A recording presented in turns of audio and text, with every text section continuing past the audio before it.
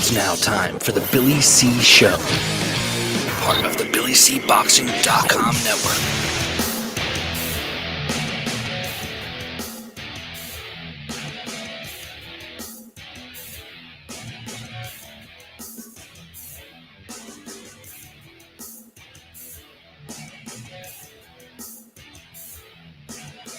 And we're coming to you live from the Billy C. Studios in Lake George, New York. I'm Bill Caligiero, and it's time for the Billy C. Show.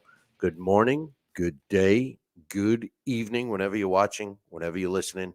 I hope you're doing okay today. Today's show is being brought to us by my book. Tom Molyneux, From Bondage to Baddest Man on the Planet, is available right now where all good books are sold.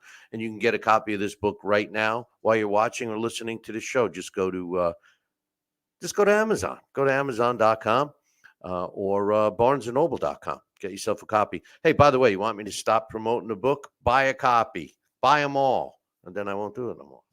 Hey, I hope everybody's doing okay. Just a programming note. We were scheduled to have Iceman John Scully on today. I wanted to talk about a bunch of stuff with him, but I just got a call, and he's on a plane right now going to Las Vegas. So we'll have him here next week. Today, I'm going to talk about, give a shout out right now. My man Jesus is in the chat room. So if anybody's watching or listening, come on in. Listen, Mike Tyson against Jake Paul and Canelo Alvarez and Jaime Munguia. The fights have been announced, and like he's saying in the chat room, Munguia hasn't done anything at 168 yet. Hey, listen, the thing is, of course, Canelo was going to have everything in his favor. I mean, that's just the way he gets to do it now. It's his baseball. He gets to pitch. But we're going to talk about that and Tyson Paul. I also want you guys to email me your thoughts. Because obviously these two fights are going to be some topics moving forward for the next several weeks and months for Tyson and Paul. So drop me an email. I'll read it on air. Or if you're watching or listening live, come on into the chat room and give us your thoughts. Email bill@BillyCBoxing.com or Billy@TalkinBoxing, TalkinBoxing.com. Real quick, I just want to go over some fights that took place last week if you missed them. Thursday night on ESPN Plus, and this was one of the reasons I wanted John to come on, who is being trained. Stephen Bang Bang Butler is now being trained by John the Iceman Scully. He improved to 34 wins, 4 losses, and a draw, with 28 wins coming by knockout. He picked up his 28th knockout when he destroyed Steven Rolls in the first round at the Montreal Casino. It's really Casino Montreal, Casino de Montreal. Rolls drops to 22 wins, 4 losses, with 12 of his wins coming by knockout. If you missed it, you got to watch it, man. I mean, Butler came out and just destroyed him. One of the things that I was going to ask John, and I will ask him next week, John, not only have I spoken to him directly, but he has said it publicly. He tells his fighters, hey, who cares what the crowd thinks? If you win in a fight, outbox them and everything. I'm curious to know if this just came to Bang Bang Butler, if he just saw the opening and just crushed Rolls, or if it was planned in training. So that's one question I will ask him. I'm being asked, any chance Al Heyman orders Munguia not to hurt Canelo because Heyman gifted Munguia pay? Absolutely not. I don't think that. I don't. That would be stupid. I think first of all, Munguia is Golden Boy's fighter, as far as I know. He may have some claws in him, but listen, Al Heyman doesn't. He's got the contract now with not. It's not. Is it? Is it the NBC affiliate? It's not. Correct. Where is he? Well, I'll find out right here. It is gonna be on. It's a pay-per-view on Amazon Prime. I went blank there for a second, boys and girls. But anyway, let me get back to my stuff here. On Saturday, Anthony Joshua destroyed Francis Ngannou. I'll tell you something. I did a post-fight show. If you missed it, it's up on YouTube and it's in all of our podcast, and we're also on Rumble, Facebook, all that stuff. So check it out. Look, I predicted that Joshua was going to win the fight. I did not think he would destroy Ngannou the way he did. It was very impressive, and I'll tell you another thing that was impressive was just the way Anthony Joshua was. I never saw him so focused as he was against Ngannou. And I mean, picture perfect knockout. And by the way, Ngannou had never been down in his whole career, let alone knocked out. He hit the canvas not once, not twice, but 3 times, and was counted out on the 3rd time. Great fight. If you're an Anthony Joshua fan, who improves to 28 wins, 3 losses, 25 coming by knockout. Francis Ngannou, who was rated number 10 by the NBC, by the WBC going into the fight, he's now 0-2. My suggestion, because he says he wants to continue in the boxing world, maybe fight some of these up and coming fighters first. Joseph Parker beat Zili Zhang, or actually it's pronounced Zong, in their fight. It was for the interim WBO title that Zong held. He won a majority decision. He improves to 35 wins, 3 losses, 23 coming by knockout. Had to get up off the canvas twice in that fight. The way the judges scored it, 113 even was one judge, and the other 2 had it 114, 112, 115, 111. My scorecard on that fight, I had it 114, 113 in favor of Joseph Parker. And quite honestly, I thought that Joseph Parker could have done a heck of a lot better a lot sooner. He had the superior hand speed. He was landing. His accuracy was hitting home. He was just fighting so cautiously. And Zong seemed to run out of gas at the end of every round. I know the announcers were saying, "Oh, he's getting tired," like after the 5th round. He looked just as spent after in every single round, in my opinion. My man Jeff in the chat room saying if Triple G couldn't hurt Canelo, Munguia won't. He also says Joshua just seems to struggle with smaller fighters with the quick hands. Listen, these big guys, I know I'm getting off topic, but I like when people are in the chat room being part of the show. Listen, when you're that big, you do have to learn how to fight guys that are smaller. Now, with the Klitschko's, they're a great example because they had been fighting smaller guys the whole time. They had to actually learn how to fight bigger guys. Same thing with Tyson Fury. I'll never forget Thomas Newman, wherever you are. I hope everything's good. He turned me on to Tyson Fury after his 2nd fight. He used to be a UK correspondent for us. And one of the things I used to say when Tyson Fury started was that he had a tendency to be throwing his punches downward because all of his opponents were so much shorter.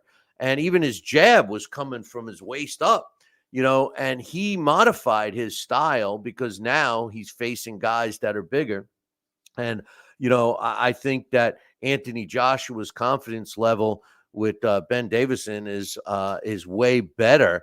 And if he can stay focused the way he was last week, I can't see anybody beating him. I really can't, including Tyson Fury. So I'm expecting to see Anthony Joshua and Deontay Wilder get it on. I think that that's still a money fight. And I do expect to see AJ fight Tyson Fury. And I'm not going to be shocked if Usyk beats Fury. A lot of people are saying Fury is over the hill. He's spent. Ngannou proved it. I just think that he took Ngannou very lightly, and Ngannou, looked better than he really was. After that Ngannou fight, by the way, I know I'm jumping back to that. Dana White from the UFC was asked what he thought of it, and he said, and I quote, "You know how I feel about crossover into boxing. That's how they end, just like that." And it's true. It's the same thing as when a boxer wants to try to go into MMA and get in the cage. I mean, they're not going to do that well either. Anyway, back to the fights that took place last weekend. In a fight that was kind of strange, in my opinion, Nick Ball challenged Ray Vargas for his WBC featherweight title. The fight ended up being a draw. The judges scored it 114, 112 for Vargas, 116, 110 for Ball, and 113, 113 as a draw. Nick Ball lost his first fight of his career. Had his draw for the first time in his career, 19-0-1 now. And Ray Vargas, he had his first draw. He's 36-1 with 22 knockouts. My thoughts on that fight was that, yes, Ball was the aggressor throughout the fight, just like his promoter was saying afterwards and was claiming it was a robbery. It wasn't a robbery. It wasn't a robbery because just because you're charging a guy every single round and roughing him up and stuff doesn't mean that you're winning the round. The thing that bothered me about that fight was in the very, I'm pretty sure it was in the very first round, Nick Ball flung Vargas to the canvas, just picked him up and threw him down. And the referee admonished him. He told him, "You do that again, I'm going to take a point away." I counted 5 more times he did it during the fight. Never was warned again, and no point was taken. The first called knockdown, in my opinion, was not a knockdown. The second one was. So it was a real tough fight to score. And I'm sorry, you can't win a fight just by bull charging your opponent. At some point, you got to land punches. And Nick Ball was landing punches towards the second half of the fight. But on my scorecard, I had Vargas winning that fight. But what made it closer was being forced to score 2 10-8 rounds. So, Jesus says Vargas is horrible, always stumbling and tripping on himself, holding, etc. Well, when you got that kind of body, dude, I mean, he's 9 feet tall. He's got legs like toothpicks. I mean, yeah, he's like a. You ever see a horse be born like a baby colt? The way they get up and they're walking around, that's him. Or all you got to do is watch Deontay Wilder's footwork because it looks the same. Also on that card, in a middleweight fight, actually it was a junior middleweight fight. These two guys looked unbeatable. Jermell Charlo, one of the fraud twins, gave up his belt, or he's in recess now, whatever. But Israel Madrimov, he scored a 5th round stoppage over Magomed Kurbanov, who lost his first fight of his career. Kurbanov is now 25-1. Madrimov is now 10-0 with a draw. What an animal. They both physically look like an animal, but Madrimov is a guy that I want to keep an eye on.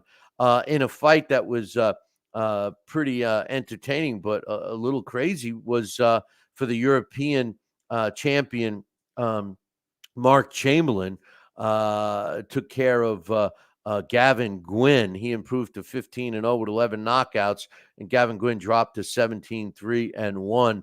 Gwynn's corner threw in the towel, but it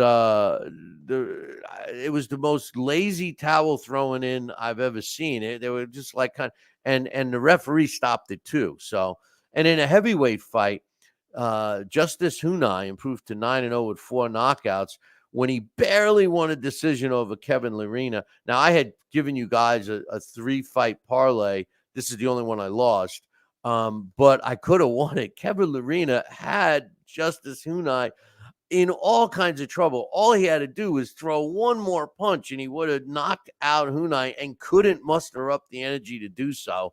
And he drops to 30-3. He had lost his mom the night before. The decision went to Hunai, 96-94 twice, 98-92.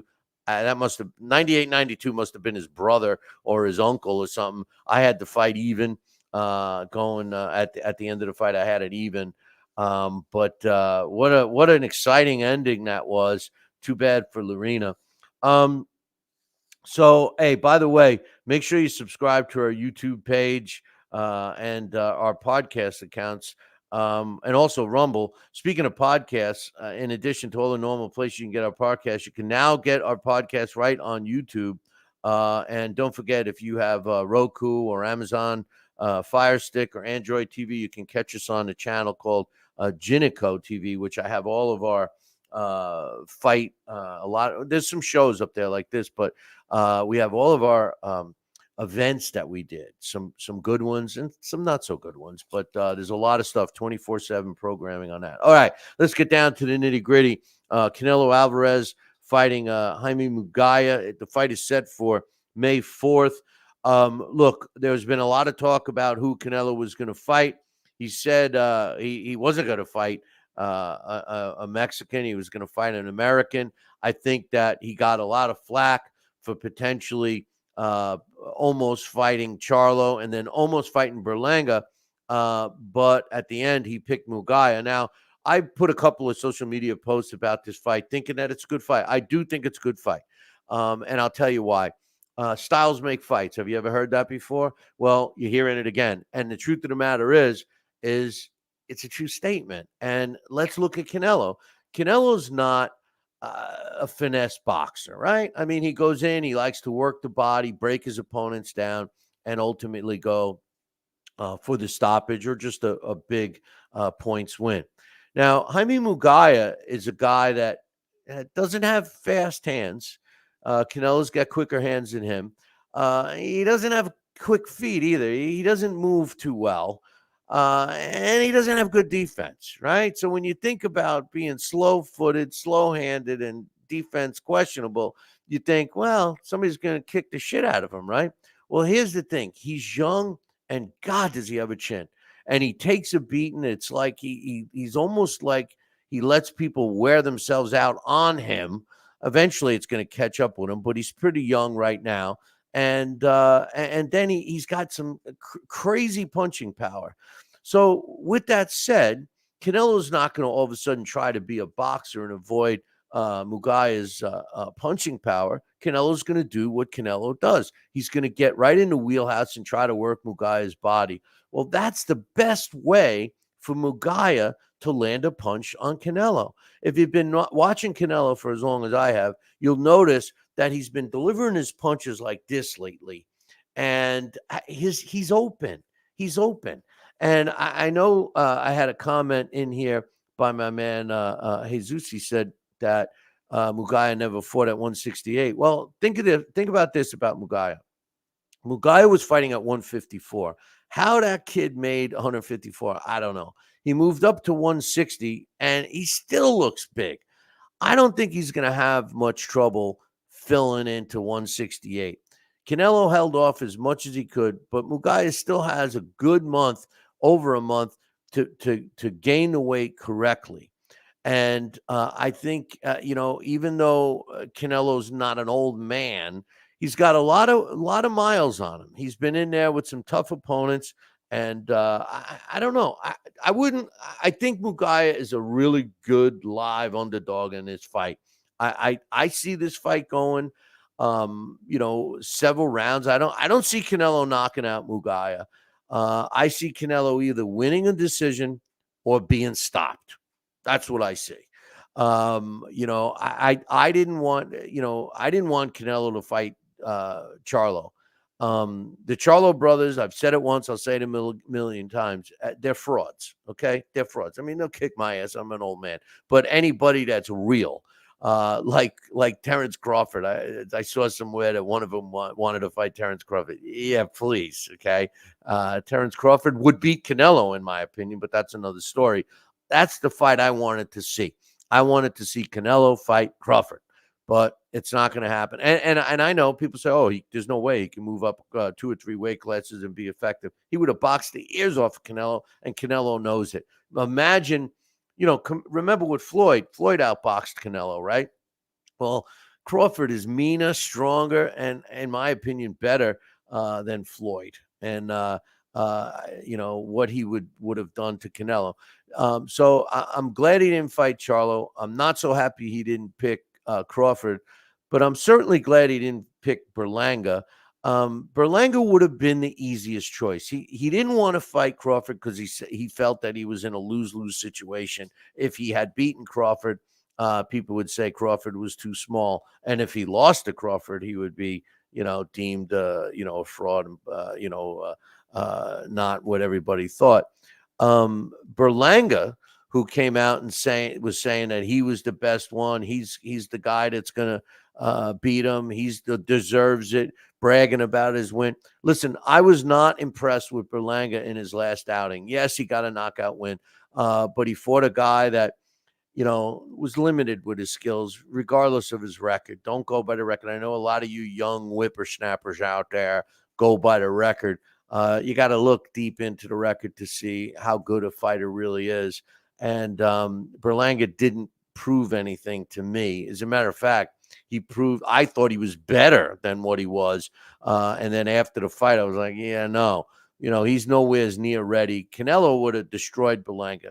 The fight everybody wanted to see was David Benavidez against Canelo, but I could see that that David Benavidez, that Canelo looks at David Benavidez and says, yeah, no, Benavidez is too big and too strong. Not that he's got great skill, because in my opinion, David Benavidez is still learning. He's still honing his craft.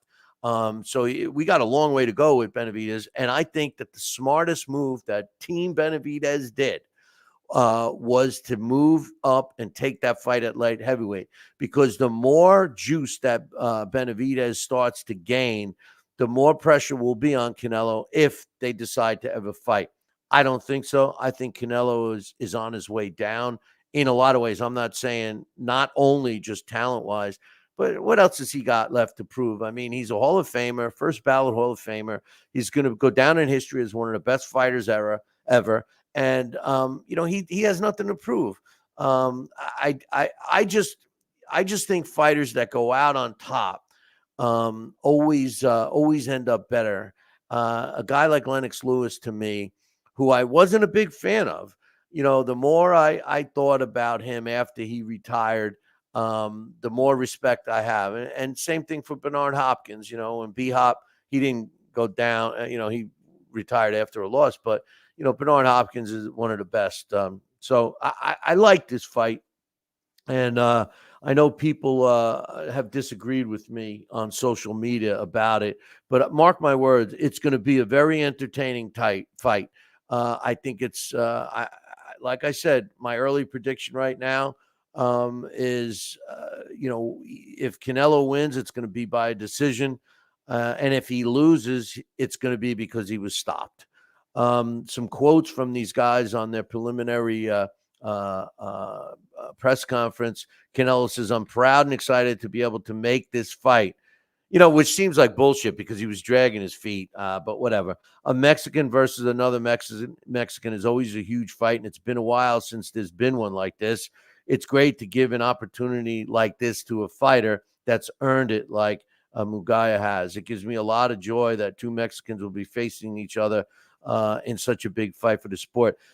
Listen, to me, what I gather out of that statement is it's a canned statement, but I also sense that Canelo really thinks his shit don't stink, right? I mean, he thinks who he is. It's really, I'm proud that I'm giving this nobody a chance. I mean, come on, man. The thing is he's clearly ripped a page out of Mayweather's book, cherry picking his fights that he thinks are cherry picked, and demanding everything has got to be in his way. He's earned it, just like Mayweather earned it. But I can't stand when fighters start putting themselves on a pedestal. It spells disaster. Trust me. Munguia says, I'm very, very happy and filled with enthusiasm for this opportunity. I'm incredibly grateful to everyone involved who were able to make this fight a reality. We're ready to give fans a great night of boxing on Saturday, May 4th. I can't wait to demonstrate to the world that I am capable of doing great things.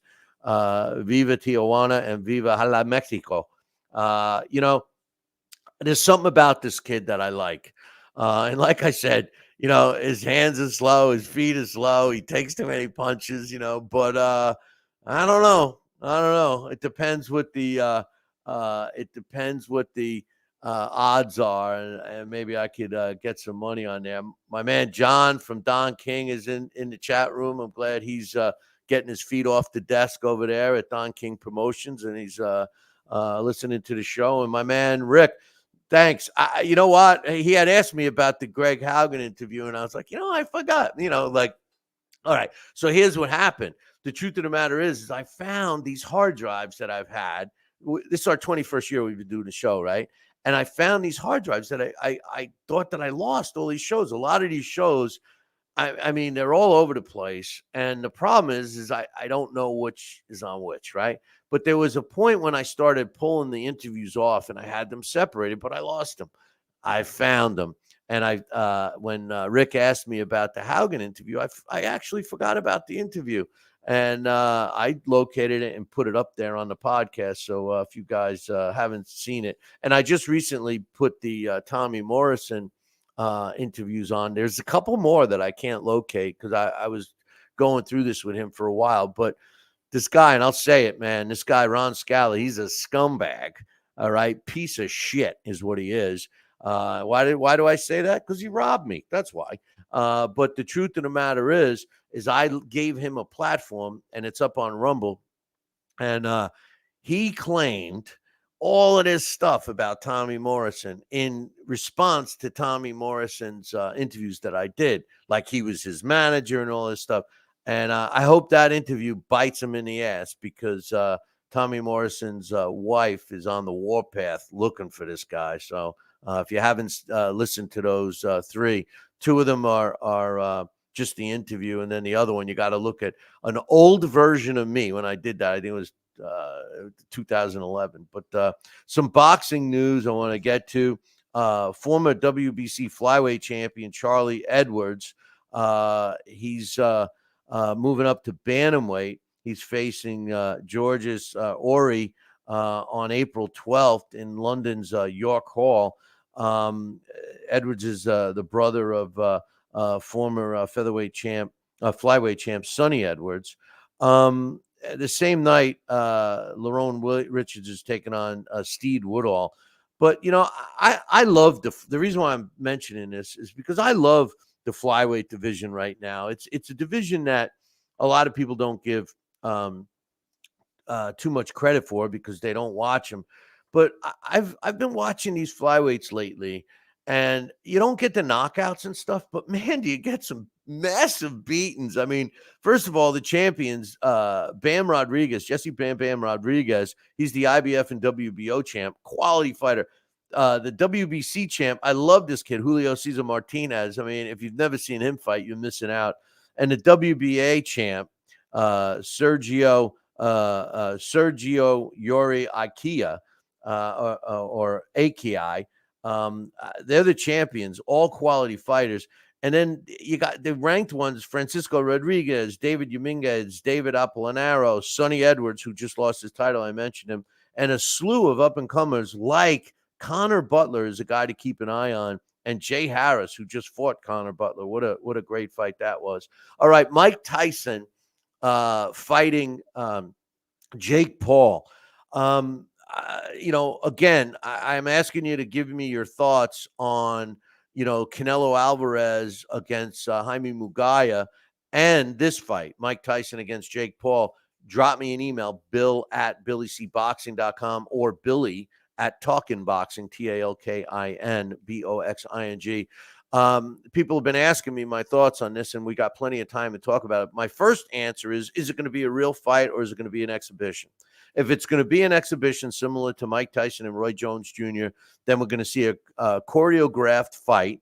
And, it's going to be like the NFL used to play their Pro Bowl, 10 Mississippi. You can't tackle, you can't rush, you can't do this. And now they don't even play the game. When I was a kid, they played a real game. You had the best players on the field playing really good. It was a game you used to look forward to. But That was when they wore leather helmets. But anyway, the truth of the matter is I think Mike Tyson beats Jake Paul. People are telling me they're afraid for Mike Tyson. He's going to get hurt. Jake Paul's too strong. He's young. Yes, he's young. Mike Tyson will be 58 years old or 59 by the time they fight. And even a 60-year-old Mike Tyson, if he's allowed to hit this kid with some, bad intention punches, he's going to hurt him. I don't think, first of all, Jake Paul has never been in the ring with anyone that's that good. I mean, look, I give him credit for his last two fights. The only good fighter that he fought, and he's not even good, is the Tommy Fury fight. I mean, Fury's no world beater. Did you see the outfit he had on? Did you see the outfit he had on last weekend? He looked like he was ready to go play tennis. I mean, him and Tyson Fury came out because the youngest brother fought on that card, the undercard of the Joshua Nagano fight. But the truth of the matter is that was his toughest opponent, and he lost. Now you're going to step in with Mike Tyson. Even at 60 years old, Mike Tyson beats him. My man John from Don King is saying it's a real fight with 12. If it's a real fight with 12-inch gloves, it'll be good. Yeah, I mean, I'd like a real fight with 10-inch gloves the way they're supposed to, 10-ounce gloves. But 12, I'd take a real fight. Listen, it's going to boil down to what Texas thinks. If Texas approves it. And, these commissions that do approve older fighters, they do make them go through a slew of medicals, which I don't think Mike Tyson would have any problem. I think first of all, credit to Jake Paul for making the fight happen. Rumor has it that they're going to be making $50 million for this fight. It's going to be on Netflix for free. So as long as you subscribe to Netflix, you'll be able to watch this fight. So the viewership is going to be outrageous, I would think. I think the record is actually Floyd Mayweather and Conor, right? But Conor McGregor. But I think this will shatter every single view ever for a live boxing match, and especially if it's real. If it's an exhibition, I mean, Roy Jones and Mike Tyson did pretty good. If it's an exhibition, I'm still going to watch it. I'd be lying if I said, but my prediction, if it's an exhibition, it's going to be a draw. You know that. But if it's a real fight, I'm telling you right now, Mike Tyson beats this kid. Mike Tyson will, first of all, this kid will never have fought. There's something missing in the sport of boxing today. All right. And that is called head movement, boys and girls. You watch these fights and you look at how many fighters actually move their heads. Now, Mike Tyson was an expert at moving his head. That's why he was so hard to hit. Not only that, but he was also an expert of getting into a fighter that was much taller than him. Most fighters he fought were taller than him. He had a defense where fighters couldn't really hit him. He went in fast. He got in close. He was able to work the body right in that wheelhouse and come up on over top. And Jake Paul is going to go to sleep. He's going to be sleeping. My early prediction, if it's real, Mike Tyson, even at this age. Speaking of my man, Don King, I got some news. Blair the Flair Cobbs, which is a character, man. I met this guy, and I should put the interview up. I don't know. Maybe it is up. I met this guy in Las Vegas, and we did an interview with him. And what a character he is. Don King Promotions just signed Blair the Flair Cobbs to a promotional agreement. His current record is 16 wins, 1 loss, 1 draw with 10 knockouts. The thing about Cobbs is if he's put with the right trainer, I think he's got some talent. I think he's a long way away right now. Now, rumor has it, which I'm not going to say, but rumor has it he may be having a pretty big, high-profile fight announced soon. So keep your eyes peeled for that. Check out Don King Promotions for any updates on that. But I think in the long run, if Blair Cobbs gets with the right trainer, he could go places. He's got the charisma. He's got the shtick. And, he's a southpaw. I just think that he needs a trainer. He needs a teacher. I tell you the guy that my dream trainer for a fighter like Blair Cobbs would be Buddy McGirt. Buddy McGirt's got to be one of the most underrated. I say underrated, even though he's not underrated by my standards, but a lot of people forget about him. And you'll see him pop up. He's been overseas. All of a sudden, I see him on a card, and he's in the corner, with an interpreter because the guy he's training doesn't even speak English, But James Buddy McGirt, he's a smart guy, and he knows how to train fighters. You give a guy like Buddy McGirt, Blair the Flair Cobbs, and Blair the Flair will be a world champion guaranteed. I just, and John Scully, John was supposed to be on the show today. He's on his way to Vegas right now. He'll be back next week, so we'll have him on next week.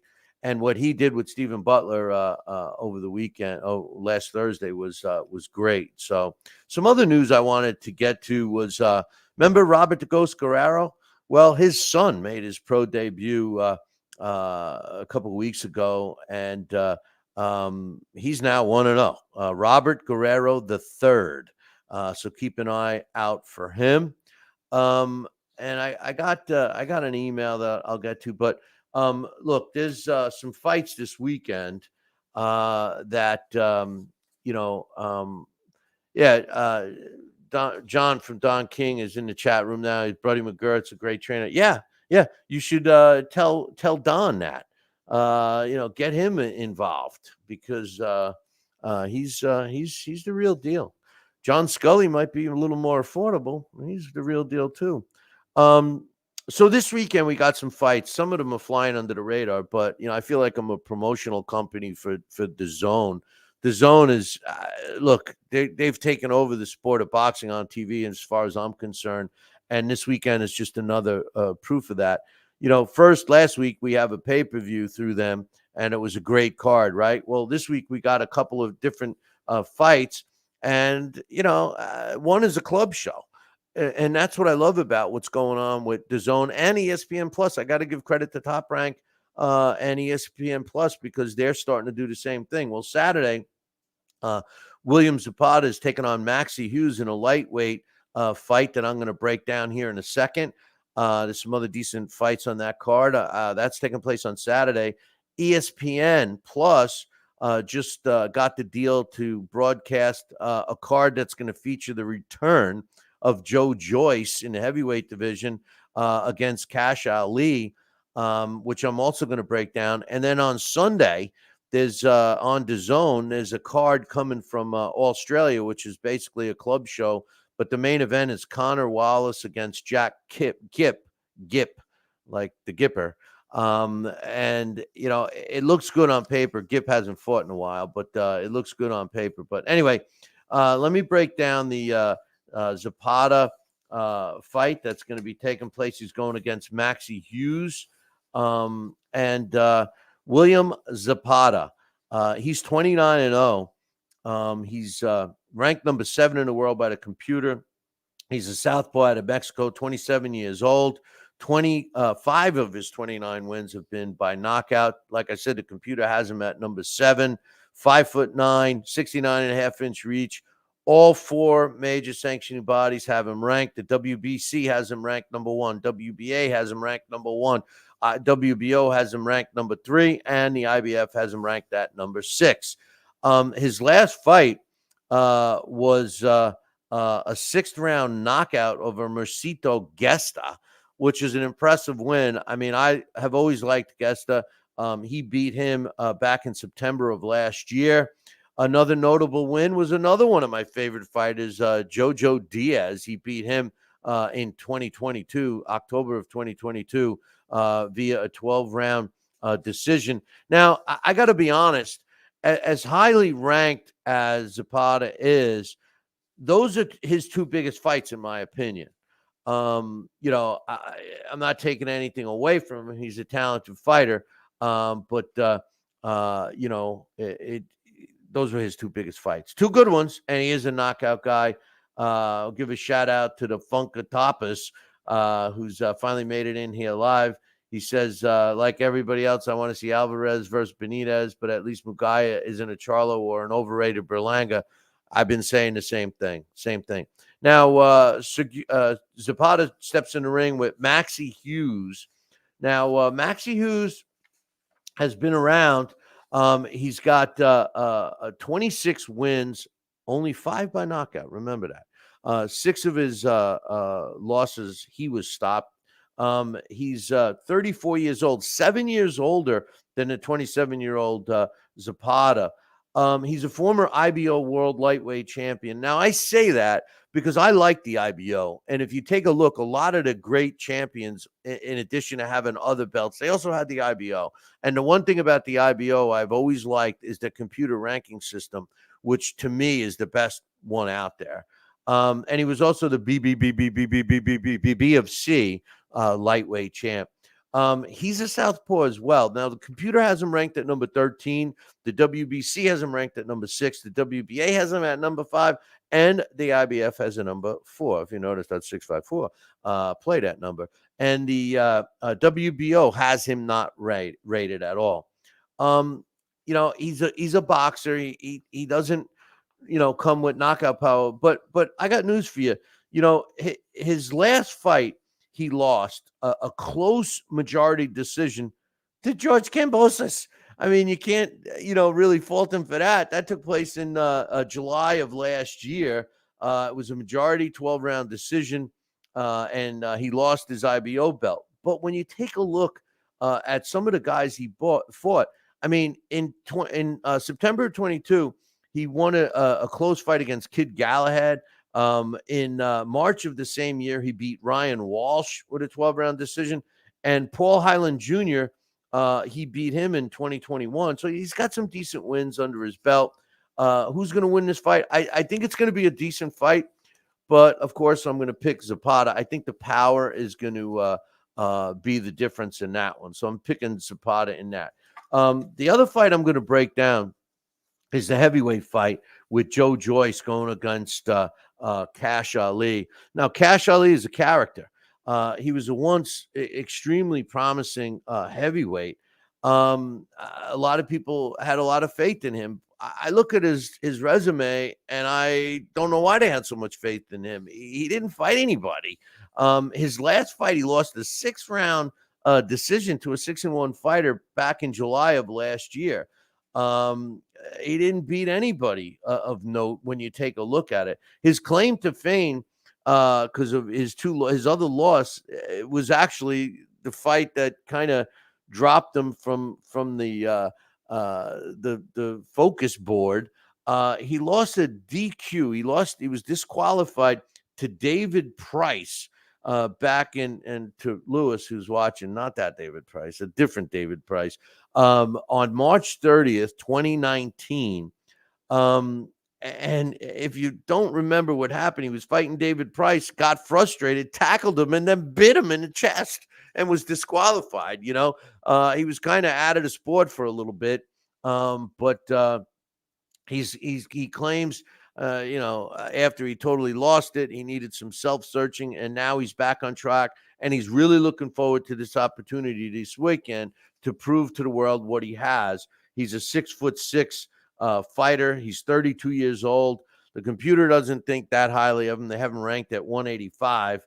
He did have a couple of year layoff from October of 2016 until March of 2018. So, he did have a couple of, mental setbacks throughout his career. And he steps in the ring against Joe Joyce. Now, Joe Joyce, who's much older, he's 38 years old. That's something I always forget about Joe Joyce. But this is a guy, his record is 15 wins, 2 losses. 14 of his 15 wins came by knockout. And both of his losses came by knockout. He lost by knockout to the same guy. Zili Zhang beat him in April of last year, and then the rematch, he beat him again in September of last year, even worse than he beat him the first time. He knocked him out the first time in the 6th round, and he knocked him out in the 3rd round in the second fight. Styles make fights. Zhilei Zhang, to me, just doesn't look like a guy that packs the punch. But apparently, these guys that get knocked out by him will tell you a different story. The way you got to beat him is the way Joseph Parker did, and he could have beat him more soundly if he would have did what he did a little more. That's getting in, getting out, hand speed to the face, and move out of the way. Because Zong was slow, just like I predicted that Joseph Parker was going to win. I mean, yeah. But anyway, back to Joe Joyce. The computer has him ranked at number 8. The WBC has him number 12. He's not rated in any of the other 3 sanctioning bodies, the IBF, WBA, or the WBO. He's 38 years old, 6'6". So him and Ali are the same size.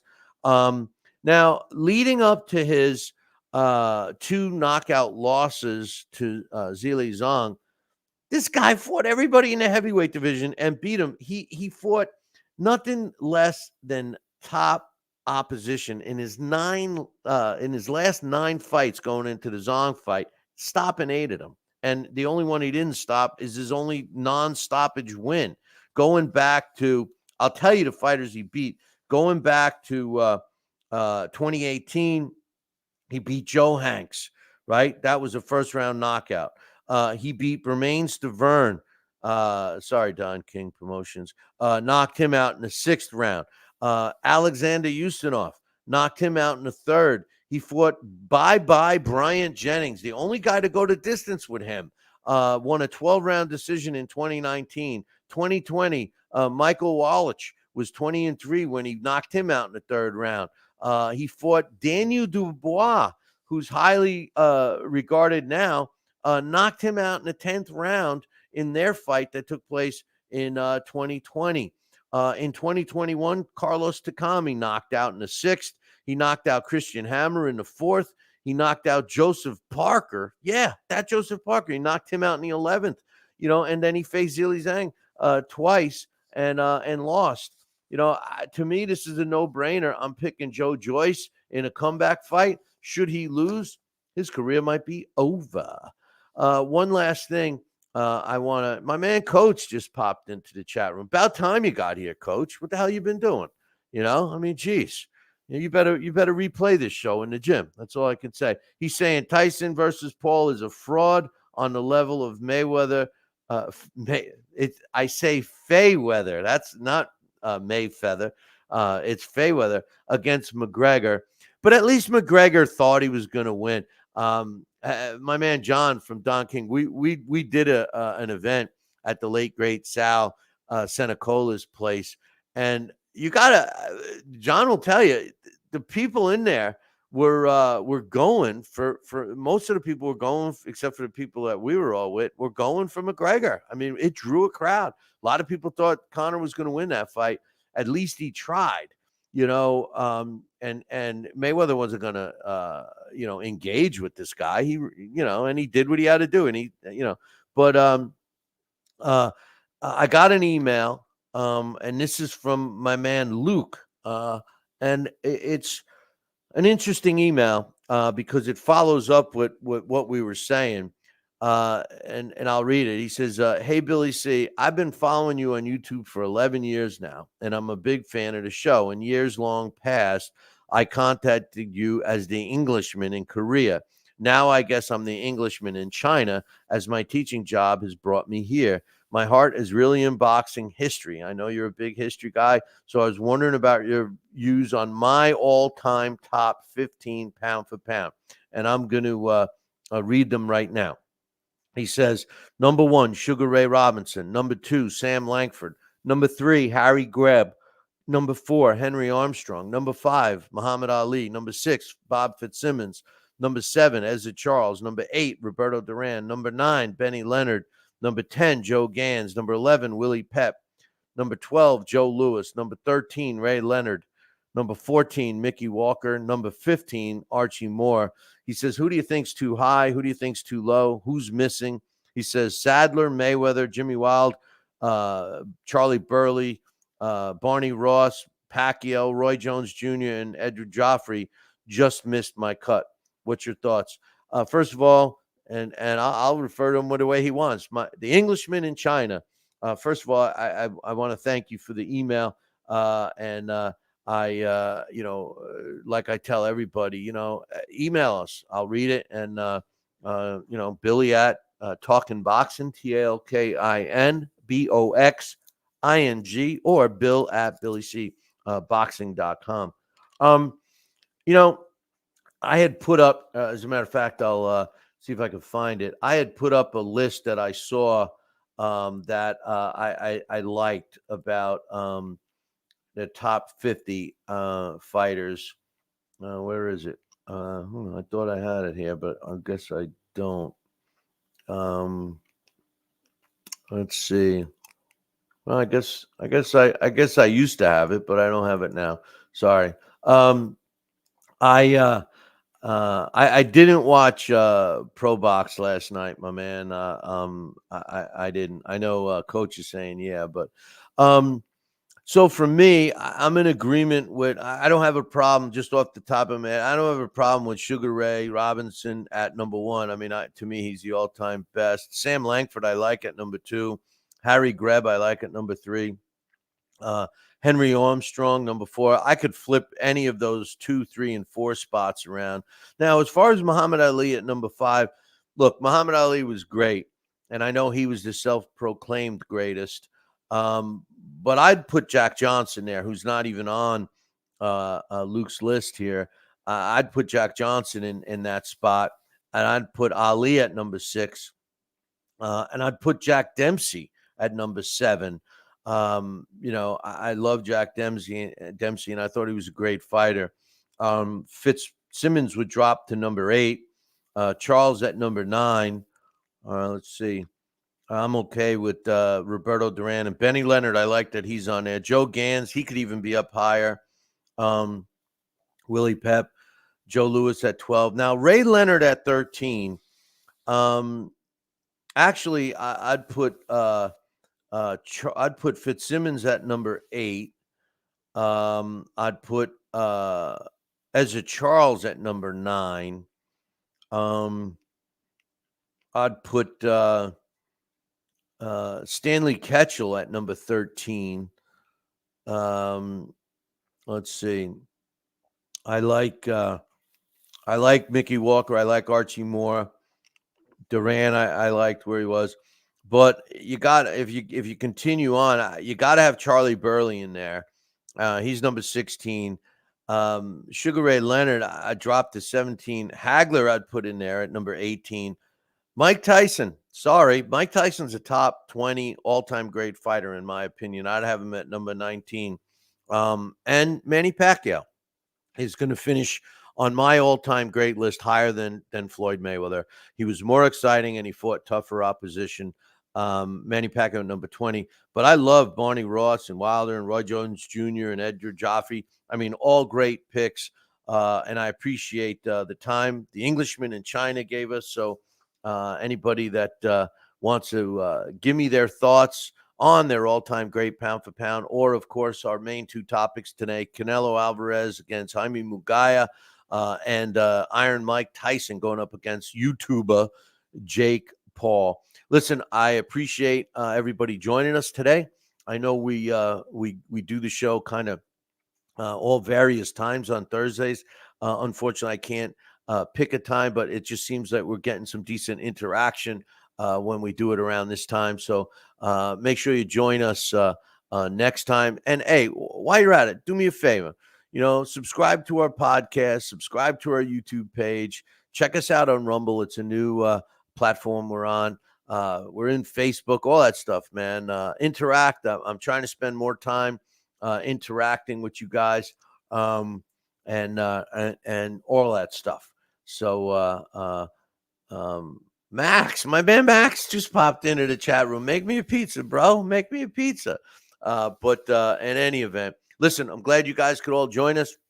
Make sure you do the replay on this, forward it to your friends, whatever. And if you got some extra time, go through the library of stuff we got, man. There's some great stuff, and I'm going to continue to post some interviews and stuff from the past. I forgot all the great. I mean, Roy Jones Jr. interview was great. I got those early Tyson Fury interviews.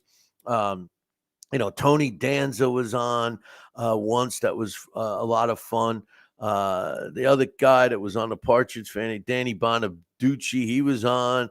We had Snooki on one time, that's a classic. I got to find that one for you guys. That's a classic, especially when her dad called. But in any event, we had a lot of fun on the morning show, and I'm trying to post those. I know my man Rick loved the morning shows. They were funny with the infamous Jeremy C., who joined us for our post fight this past weekend. But anyway, listen, I got to go. So make sure you tune in next week sometime, but it's the same back channel. Until then, ciao, baby.